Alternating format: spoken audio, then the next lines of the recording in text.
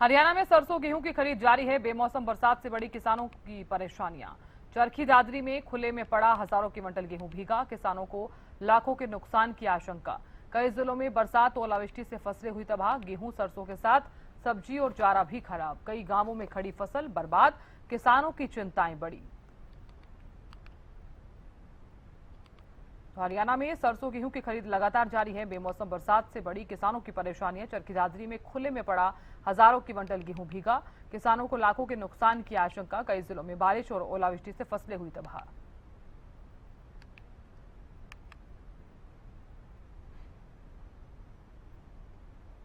तो जानकारी ले लेते हैं, राजीव सुल्तानिया जुड़ गए हैं ज्यादा जानकारी लिए हुए। राजीव, क्या कुछ ज्यादा जानकारी? गेहूं और सरसों की खरीद लगातार जारी है और इस बीच बेमौसम बरसात होना कितनी बड़ी आपदा आप मान रहे हैं तमाम किसानों के लिए? जी, बिल्कुल साधना जी, मैं आपको बताना चाहूंगा, पिछले 7 दिन से मौसम जो है वो परिवर्तनशील बना हुआ है और बेमौसम बरसात होने की वजह से किसानों को काफी नुकसान हो रहा है। इस समय हम खेत के अंदर मौजूद हैं। हम कनीना क्षेत्र में बात करें तो यहाँ पर गेहूं की जो कटाई का कार्य है वो चल रहा था और ऐसे में कहीं ना कहीं जो बरसात हुई है उससे किसानों का जो गेहूं की फसल है उसमें नुकसान हुआ है और उसके साथ साथ जो सरसों की फसल थी उसका निकालने का कार्य भी किसानों के द्वारा करवाया जा रहा था, वो भी प्रभावित हुआ है। तो ऐसे में कहीं ना कहीं स्वाभाविक है कि जो बरसात हुई है उससे किसानों को गेहूं और सरसों दोनों ही फसलों में काफी नुकसान हुआ है। और हम कनीना अनाज मंडी की बात करें तो अनाज मंडी के अंदर फिलहाल तक 6000 क्विंटल गेहूं की ही आवक हुई है, क्योंकि इस समय गेहूं और सरसों दोनों ही फसलों का निकालने का कार्य चल रहा था। और उसमें प्रभावित इस वजह से हुआ है कि लगातार जो बरसात हो रही है उस बरसात की वजह से सरसों और गेहूं दोनों फसलें नहीं किसान निकाल पा रहे हैं। और जो किसान अनाज मंडी के अंदर अपनी फसल को बेचने के लिए लेके गए हैं उनको भी काफी परेशानी हुई है, क्योंकि वहां पर जो गेहूं की फसल रखी थी वो भीग गई है। उससे कहीं ना कहीं जो नुकसान है वो किसानों को काफी देखने को मिला है। लेकिन 9 तारीख से मौसम विभाग का यही कहना है कि मौसम साफ हो जाएगा।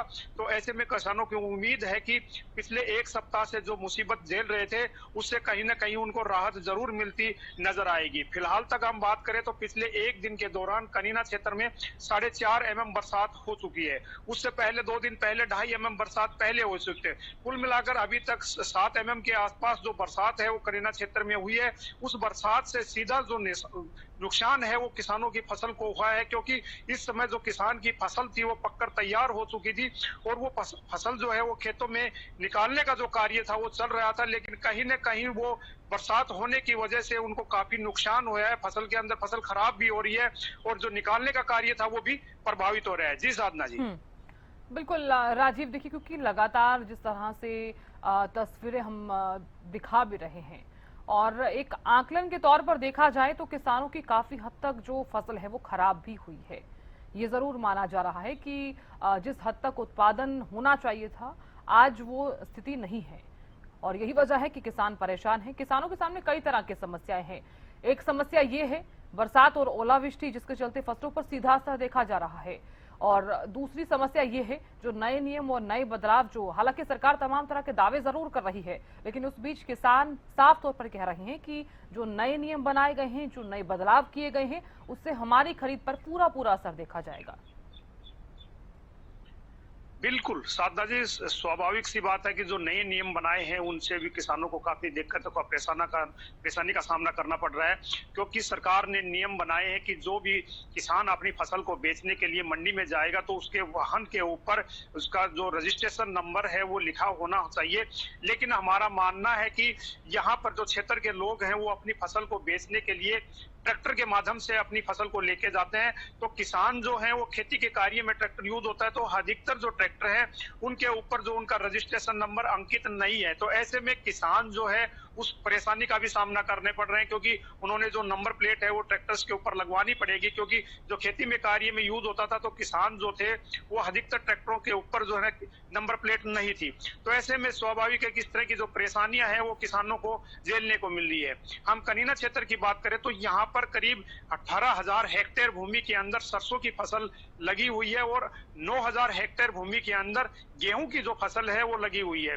कुल 33,000 हेक्टेयर भूमि के कनीना क्षेत्र के नीचे आती है। तो ऐसे में दोनों जो फसलें हैं वो काफी बरसात के प्रभावित हुई है और उनका नुकसान जो है वो किसानों को झेलना पड़ रहा है। किसानों का यही कहना है कि जो पिछले 6 महीने से वो लगातार उस खेती के कार्य को करते आ रहे थे और उस समय अब जब फसल बिल्कुल पककर तैयार हो गई थी तो उस समय बरसात जो हो रही है उससे काफी 20 से 25% जो नुकसान है वो देखने को मिल रहा है, क्योंकि जो कटाई का कार्य प्रभावित हो गया और वो फसल जो है वो गिल्ली हो गई है खेत के अंदर।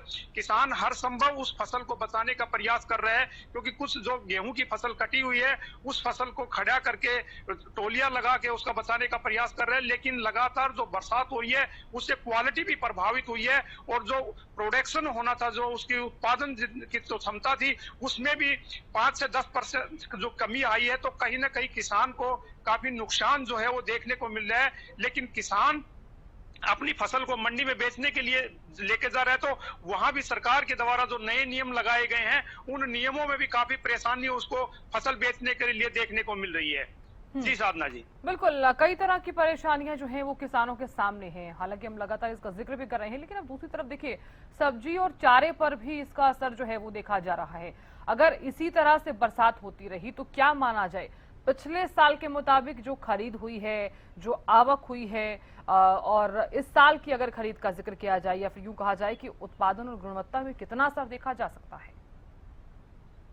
जी बिल्कुल साधना जी, हम पीछे के जो आंकड़े हैं मंडी के उनके आधार पे कह सकते हैं कि पिछले जो 8 अप्रैल तक किसान अपनी फसल को मंडी में बेचने के लिए पहुंचा था तो उसकी आवक जो थी वो ज्यादा थी। लेकिन फिलहाल तक जो हमने जो मंडी के जो सचिव हैं उनसे हमने बात की तो उनका साफ तौर पर यही कहना है कि फिलहाल तक केवल गेहूं की ही 6,000 क्विंटल की आवक हुई है। वही सरसों की जो आवक है वो बिल्कुल भी नहीं हो पाई है। जो यही चीज पिछली बार हमने देखा था अनाज मंडी में, क्योंकि जो 7 अप्रैल तक करीब 50,000 क्विंटल की आवक जो थी वो कनीना अनाज मंडी में हो चुकी थी, तो काफी डिफरेंस देखने को मिल रहा है। उसमें दूसरा तौर पर हम ये भी कह सकते हैं कि हो सकता है कि जो मौसम परिवर्तनशील बना हुआ है उसकी वजह से फसल निकालने का जो कार्य था वो प्रभावित हो रहा है। तो ऐसे में किसान जो है वो अपनी फसल को मंडी में लेकर नहीं पहुंच पाया है। तो दूसरा कारण ये भी हो सकता है कि उत्पादन में भी कहीं ना कहीं कमी इस साल देखने को मिल सकती है, क्योंकि जो बरसात हुई है उससे कहीं ना कहीं 25 से 30% जो नुकसान है वो किसान की फसल को देखने को मिल रहा है। लेकिन अभी आने वाला समय बता पाएगा कि बरसात की वजह से ही मंडी में फसल नहीं हो पाई या दूसरा कारण क्योंकि अब की बार जो पैदावार है वो ही कम है। लेकिन फिलहाल तक आंकड़ों के अनुसार हम ये कह सकते हैं, क्योंकि पिछले साल की तुलना में काफी जो आकलन है, क्योंकि 7 तारीख तक उस पिछले वर्ष जो है 50,000 क्विंटल की गेहूं की जो आवक कनीना अनाज मंडी में हुई थी और ईद तक जो है ना 6,000 क्विंटल की हुई है। ये काफी डिफरेंस जो है वो डाटा में देखने को मिल रहा है। लेकिन उसका साफ तौर पर फिलहाल तक यही कहना है कि बरसात होने की वजह से जो किसान की फसल का निकालने का कार्य था वो प्रभावित हो रहा है, क्योंकि अब की बार अप्रैल में जो ना 7 mm बरसात हो चुकी है। तो ये कहीं ना कहीं बेमौसमी जो बरसात है इसका नुकसान है और इसी वजह से किसान की फसल जो है वो निकालने में देरी हो रही है।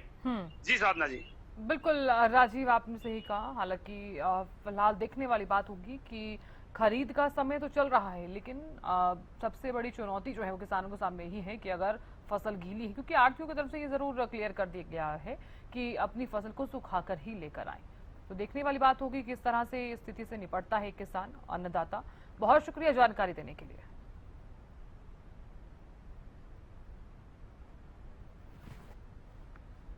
जिला चरखी दादरी में देर रात हुई बारिश ने यहां प्रशासन और मार्केट कमेटी के अधिकारियों की पोल खोल के रख दी है, क्योंकि देर रात हुई बारिश के कारण खुले में पड़ा अनाज बिल्कुल भीग गया है। आप देख सकते हैं कि चरखी दादरी की नई अनाज मंडी में जो खुले में ढेर गेहूं के पड़े हुए हैं वो पानी में तैरते नजर आएंगे। वहीं प्रशासन और मार्केट कमेटी के अधिकारियों द्वारा दावा किया गया था कि किसी भी प्रकार की किसी भी किसान को कोई असुविधा नहीं होने दी जाएगी और जो बारिश होगी उसके भी पुख्ता इंतजाम यहाँ कर दिए गए हैं। तिरपाल दे दिए गए, लेकिन हजारों क्विंटल खुले में पड़ा नजर आ रहा है। इससे पता चलता है कि प्रशासन द्वारा क्या इंतजाम यहाँ किए गए हैं। वहीं अधिकारियों द्वारा भी यही कहा गया था कि इसमें किसानों का कोई नुकसान नहीं होगा, आढ़तियों की जिम्मेदारी होगी। आढ़तियों को तिरपाल दे दिए गए हैं वो ढापेंगे। अगर फिर भी अनाज भीगता है तो उन पे कार्रवाई की जाएगी। लेकिन कहीं ना कहीं खुले में हजारों क्विंटल गेहूं पड़ा हुआ है और यहाँ देखने तक कोई अधिकारी या आड़ती नहीं पहुंचा है और अनाज खराब हो रहा है।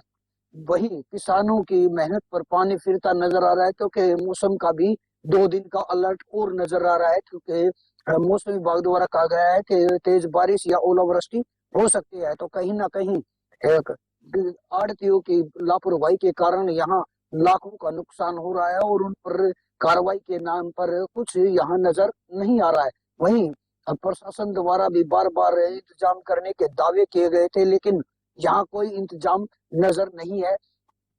और वहीं अगर मैं बात करूं आने वाले दिनों की, तो आने वाले दिनों में भी बारिश का अलर्ट है। तो क्या कुछ आगे इंतजाम प्रशासन या मार्केट कमेटी द्वारा किए जाएंगे, या फिर आड़तियों पर जो अनाज भीगा है उसको लेकर क्या कुछ कार्रवाई की जाएगी, ये भी देखने वाली बात होगी। वही अगर मैं बात करूं किसानों की, तो किसानों का भी यही कहना है कि जो मेहनत थी उस पर पानी बिल्कुल फिर गया है। चरखी दादरी से हरियाणा न्यूज के लिए सुरेंद्र शर्मा।